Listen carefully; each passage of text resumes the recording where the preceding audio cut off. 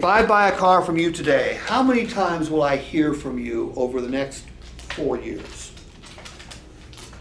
Over the next 4 years? Yep.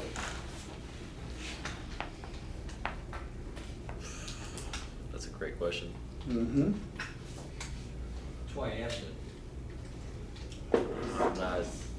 I would just follow up with, Well, there'll be the initial follow-up phone call you gotta make so the factory Yeah. survey gets filled out correctly, right? Then I follow, and then 3 days I follow up again. Yeah, okay, good. Everybody in the world can do Maybe that. on the holidays, Maybe. birthday, 6 months. on their birthday.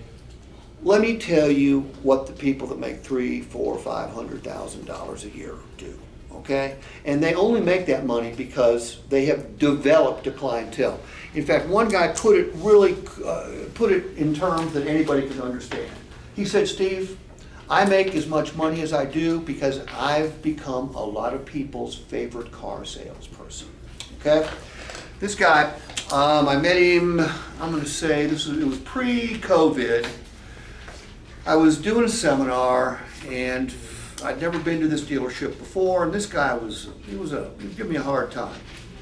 I don't mind people giving me a hard time, unless you're like selling 6 or 7 cars a month, then I'll toast you. So I looked up on their board, this was March, and so it was a February board to see how many cars he sold, because if he sold a lot of cars, I don't care if he gives me a hard time, because most guys don't like to be in training anyway, I get it. Well, the number beside his name didn't make sense to me, so I left him alone. At the end of the day, I was talking to the GM and the dealer. I said, hey, your boy Tom, he's a handful. They said, yeah, but he needs your help. His grosses aren't nearly as good as they should be.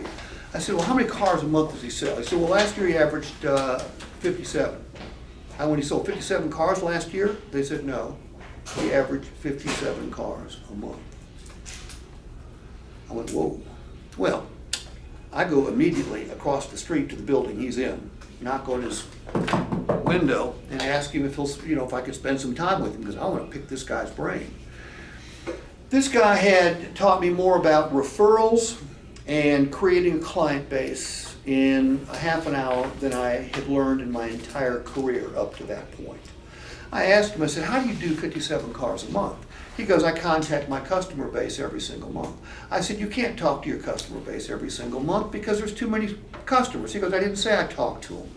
He said, I contact them. I said, you send a newsletter? He looks at me like I'm a complete idiot. He said, would you read a newsletter from a car salesman? I said, no. He goes, why the F would I do that then? I said, well, I don't know how do you do it. He said, Steve, people like you hurt car salespeople by teaching them to ask for referrals at delivery and on follow-up calls. I said, well, you don't believe in referrals? He goes, well, I get 20 to 25 a month. I said, then you don't believe in asking? He goes, no. Let me ask you, Steve, why do you teach people to ask for referrals? I said, because that's what I did. He goes, did it ever work for you? I went, no. He goes, you're a dumbass. Right? It doesn't You know work. why it doesn't work? It's mathematics.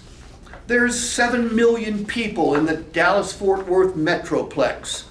What percentage of them woke up this morning looking for a car or a truck, new or used? A couple 100,000. Give me a percentage. 5 to 10%. 5. In any given market, Los Angeles, New York, Chicago, Dallas, Atlanta, there's only 5% of the people looking for a car or a truck at any given time. So, I buy a car from Chris because I have a good time with him. I don't like Chris, I'm not going to buy a car from him. And in delivery, he goes, Steve, know anybody looking for a car? Do I?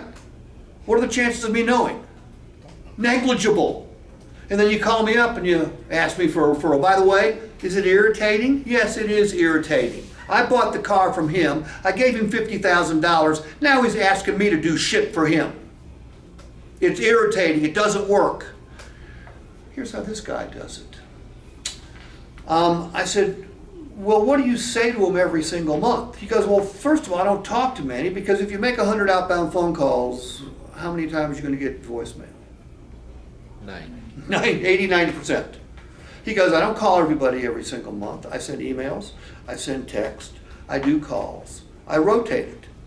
And he goes, I always leave the same message, whether it's a email, text, or voicemail. And if they answer the phone, I'll say the same thing.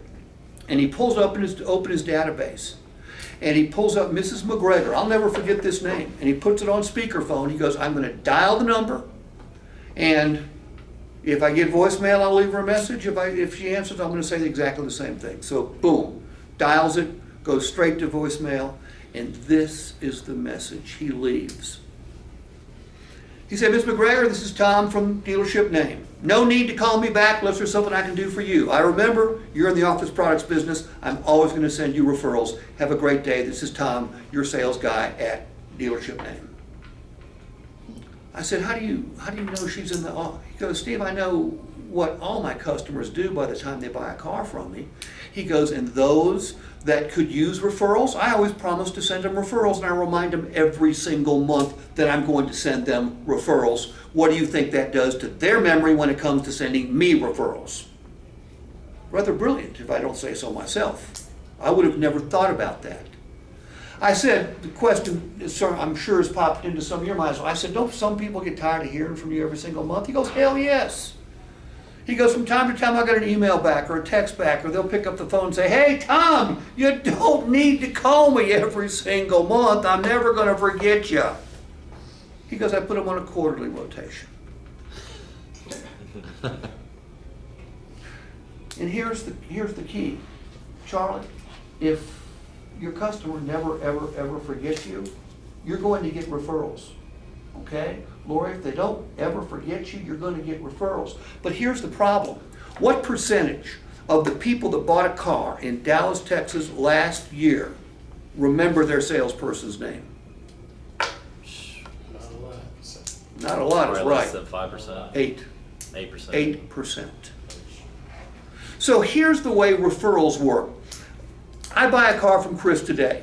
Okay? I have a good time with him. I respect him. And Chris doesn't let me forget him. Okay? He's not bugging me for anything, but he doesn't let me forget him. He reminds him that he's there for me if I need me. So maybe on one call he goes, hey, it's about time for a service appointment. If you want me to set it for you, let me know. I'll even meet you back there. Okay? He's not bugging me for anything. He's not asking me for anything, but he's not letting me forget who he is. Well, guess what? Sometime, it may be 3 months, 6 months, 12 months, 18 months down the road, I'm going to be on the golf course, at work, at a party, somewhere, and someone's going to be talking about cars. And I'm going to say, oh, you got to go see my man Chris at Clay Cooley Kia. He took great care of me, and the son of a bitch has never forgotten me. Reminds me monthly or quarterly, whatever you want to do. Reminds me that he's always there for me. He's never asked me for anything. That's how you get rich in this business. Does that answer your question?